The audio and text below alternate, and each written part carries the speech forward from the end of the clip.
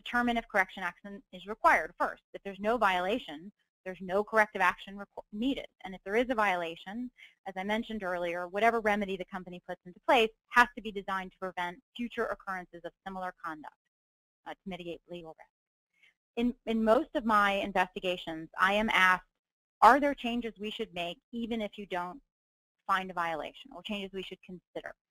So that's another thing I will verbally discuss before putting it in a report, because it does become part of the document. But often there are structural changes, or you might need to retrain on a policy because there's a lot of confusion out there. So it's something you should talk about before it actually goes into the document. The best practice is to include what remedy was implemented, if there is going to be a remedy, and when. Your job as an investigator in most investigations is to make findings that relate to policy, not conclusions of law. And so when you say the manager discriminated, or the manager did not discriminate, you are making a conclusion of law, not a conclusion as to whether a violation of a policy or a rule has happened. And only a judge or jury decides whether there's been a violation of law, and then only if a lawsuit's filed. This may sound like semantics to you, but it's really important from a litigation perspective, because plaintiffs' attorneys will look at the report and say, oh, so you thought there had been discrimination, didn't you? Which wasn't your intent.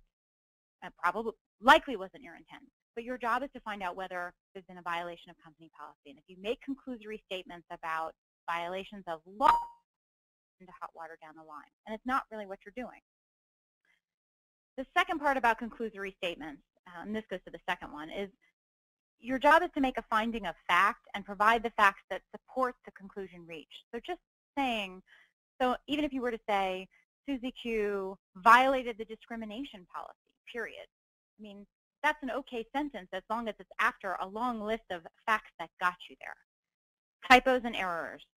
And I have to say, this is not really, it's not just about professionalism, it's about your credibility as an investigator, because I have seen plaintiffs' attorneys use these kinds of mistakes in reports to question your credibility. And what they do is they raise a question as to whether an investigator who might be careless in the drafting of the report might also have been careless in conducting the investigation.